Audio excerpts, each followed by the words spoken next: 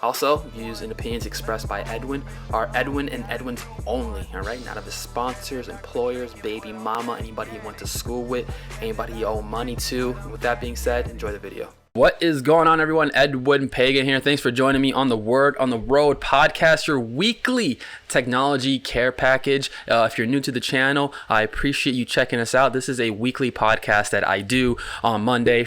I do it Monday, Wednesday, and Friday. All right.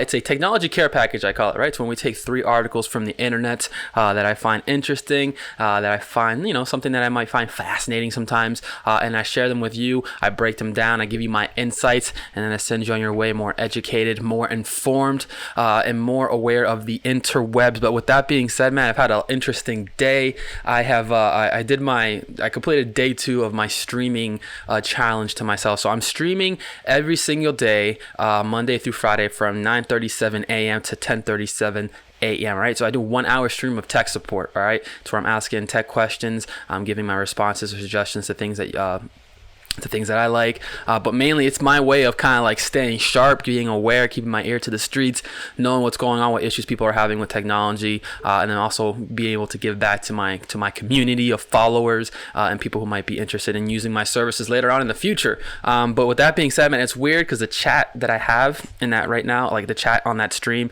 it's a little empty. All right, not a lot of followers on there. So like for like a good period of the podcast, I'm literally just like rambling about like technology stuff and trying to just give as much suggestions as possible, because like a lot of the stuff that I do on that stream, it's just off rip. Like it's like I'm literally just going in there and just whatever is on my head. And like a lot of the reasons why I'm doing the stream is because I want to get like repetitions in with streaming and just doing the whole streaming thing, because at the end of the day, it's a repetition game. It's like anything else. You got to keep doing it in order to get better at it, right? So a lot of times, like when I'm talking on there, I'm just like rambling about like different technology stuff, but I'm doing it for like going forward. It's something I do every day, Monday through Friday. It sounds bad that I'm saying every day, Monday through Friday, because it's not every day then.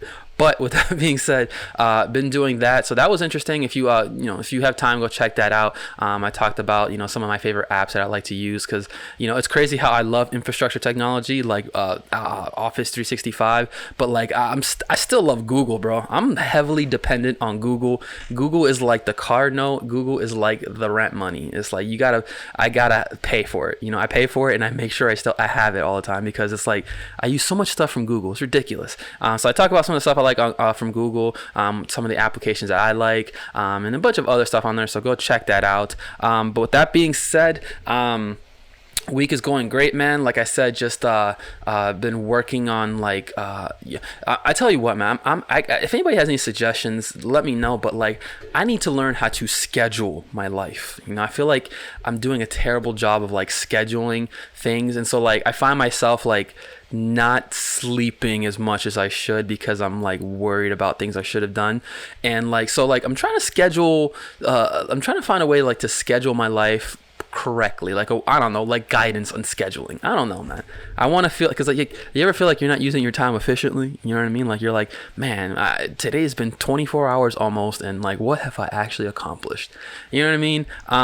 Not that I don't accomplish a lot. I feel like I do accomplish a lot, but like sometimes I feel like, man, you should have done that earlier, i.e. go to the gym. I'd be going to the gym at some weird times, and it's not a good look, because if you take pre-workout and drink as much coffee as I do, it's really hard to go to bed because the caffeine that's running through your body. So with that being said, that's what's going on in my world, in Edwin's little world. Let's see, what else would I want to talk about? What else is going on in my world?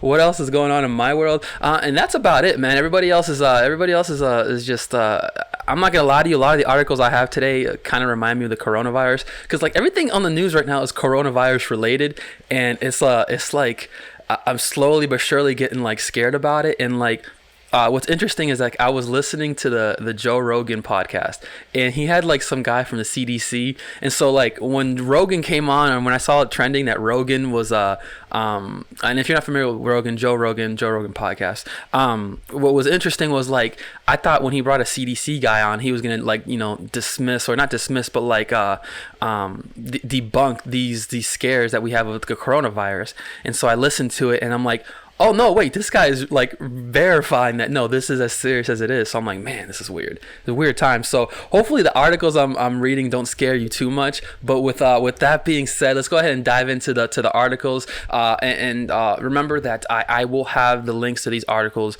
in the description below if you're watching on YouTube, and if you're on iTunes or some podcasts, it'll be in the bio or description of the podcast. But with that being said, going over to the fine folks at Engadget, they have an interesting article. I think this was written by some dude named, I'm sorry, that sounds bad. By Steve Dent. This is coming from Engadget. Basically, Apple is rejecting coronavirus apps to limit virus misinformation. Misinformation, folks.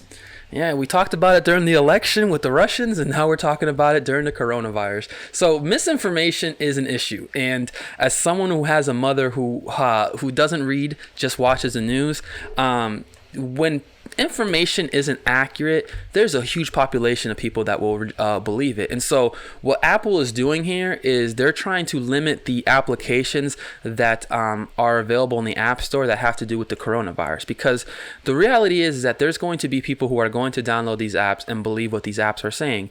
And so Apple is saying that unless you are like a local healthcare center or some type of government entity, you can't submit apps to the App Store related to the coronavirus. They're showing some developer here who, I guess he did that, and Apple said, nah, fam, you got rejected.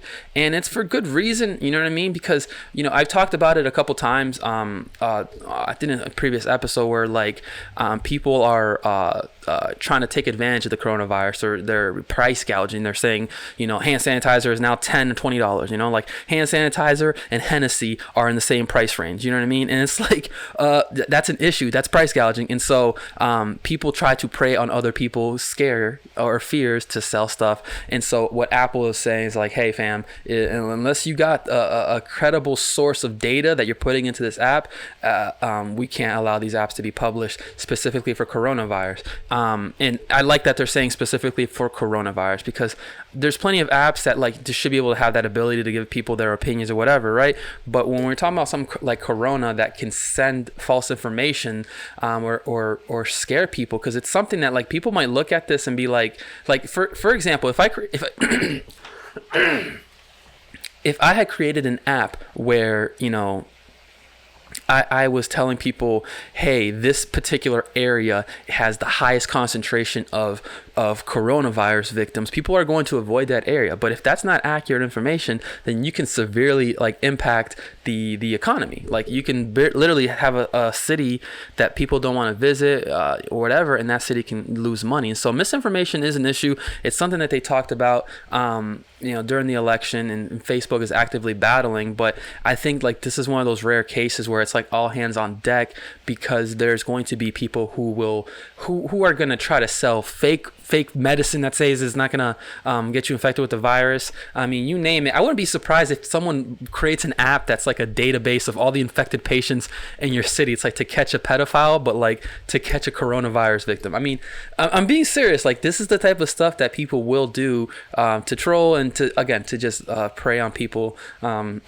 people's fear. So with that being said, that's coming from the fine folks at Engadget.com. So next article is coming from the fine folks at Tech Explorer, and basically they're talking about how Amazon is going to offer cashierless tech to rival retailers. So I remember, if you guys don't remember the previous article I had where Amazon was talking about how we talked about Amazon opening up their first cashierless store. So it's an Amazon store where basically you walk into the store, you grab what you want, and Amazon will I'm trying to find the link here. Give me a second.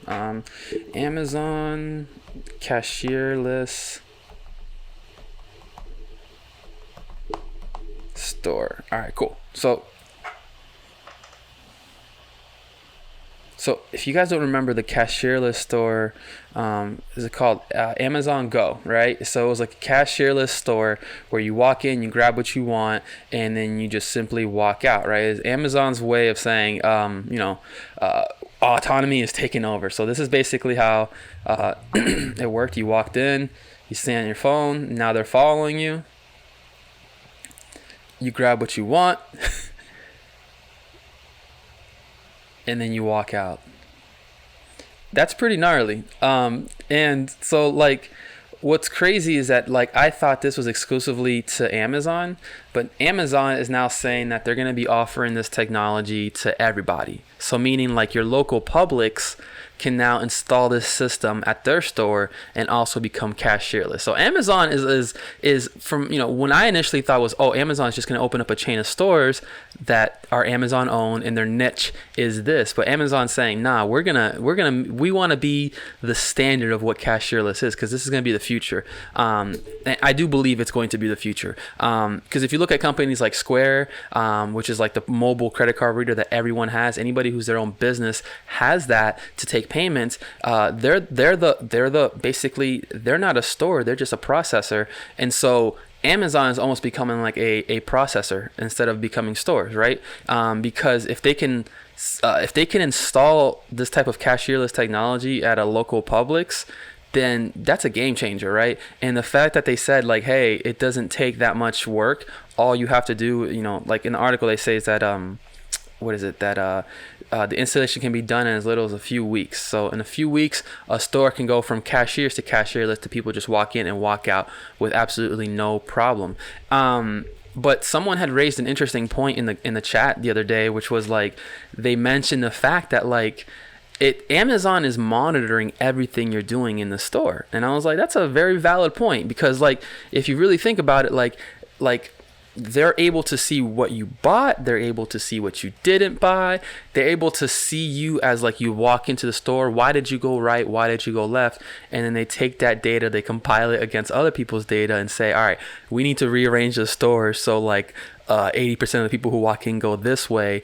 And it's almost like they're using this data to like, it's almost like we're hamsters in this maze, and they're using science to bring us around the store, and they're collecting this data. And so, the fact that like other retailers are going to have this type of system now, so it's not going to be long before Publix has this, right? Or your local Walmart. It'd be weird if Walmart did it, but yeah, Walmart, you walk into Walmart. It's going to be weird that like if Amazon is collecting that data, then they're really starting ahead of everyone on building this model of like human behavior. Because what better way to analytics and like collecting people's patterns on the internet it's a good science, because it's like, you can tell what their web activity is and how to lure them to a store, potentially lure them to a store. But when Amazon in real time is collecting that data of what you're doing in the store, how you act, what do you buy when you have your kids versus when you don't have your kids? And because they're capturing this with the same technology that they have to give them the ability to let you walk in the store and walk out without with paying right through your phone, without having to talk to a cashier.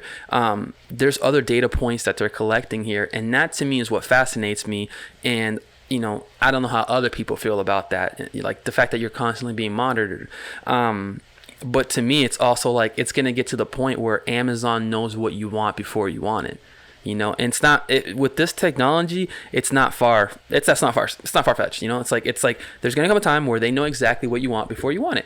They're gonna understand, what your pattern of behavior is, what eye level you need to be at in order to buy certain things, and it's gonna be like the type of situation where it's like, I don't know, man. It's like, is it at that point? Are you being manipulated? I guess to me is the question. It's like when a retailer knows that much about you, that they can manipulate you into buying something. It's like, I don't know. It's gonna raise some interesting questions in the future. But this is definitely an article worth checking out, and definitely just checking out Both ends of it, because I don't have I'm not against it or pro it. I just think it's just really interesting technology. So with that being said, check that one out. I'll have the link for that below. All right, and then last but not least, we're gonna end this on a good note, more like a technical suggestion. But this is coming from the fine folks at Wired.com, and it's an interesting article I found, which was called "Reset Your Computer Once a Year for a Happier Life." All right, now the reason I found this article interesting is because I didn't realize how far we've come in the ability to refresh our computer. So the article basically talks about how resetting your computer is very, very beneficial once a year. Now, resetting does not mean hitting the reset button and resetting the computer. Like resetting it, meaning you wipe the computer and you start from scratch. Now, it's called resetting in the article, but basically so like to show you, to kind of give you like a highlight of what it means to reset your computer, if it basically, it's like it's like spring cleaning, right? So imagine if you took all the furniture out of your house, you took everything out of your house, right? Everything, I mean everything. You took everything out, and then you went in there with the carpet cleaner, and you really cleaned the carpets, you put a fresh coat of paint, you detailed the entire house, and then you moved all your stuff right back into your house, right? That's what doing a computer reset is, right? Is you're basically taking all the data that you have, your pictures, movies, MP3s, you put that aside, right? And then you wipe everything else in the computer. You put a fresh copy of Windows, and then you put your data back on. So this article kind of talks about how to do it on Microsoft Windows, and it's crazy how Microsoft has really automated the process now, where it's like you don't need to call someone like me to come to your house to do the whole process. It's pretty self-explanatory with Microsoft, and it really does help your computer. And then the same thing with Mac OS, and this is why I'm also suggesting this article, is because they have the Mac OS, because I know a lot of people are using Macs. It shows you how to do it on Mac OS to reinstall the OS. And I got to tell you, man, I do this at least I do it at least every 6 months. I wipe and start from scratch, because I put so much data on my computer, and when you're able to do that fresh start and then put your data back on, it makes the computer just run so much smoother. That's not to be said that if you do this and your computer is still running slow, you might have other issues going on. You might have issues with the hardware, you might have some issues with the display drivers. I mean, the list goes on, but it's like something I definitely recommend doing to your computer. It's like a transmission flush for all of those who still drive fossil fuel cars. I don't know if you drive a Tesla, if you're listening. But with that being said, man, that wraps up today's episodes, man, or today's articles, man. I appreciate you guys listening. Of course, articles will be listed in the description below. And with that being said, man, I appreciate you listening. Make sure to subscribe, like on iTunes, YouTube, the whole situation. But with that being said, this is the Word on the Road podcast. My name is Edwin Pagan. I appreciate y'all joining me. And until Friday, take care, everyone. Peace.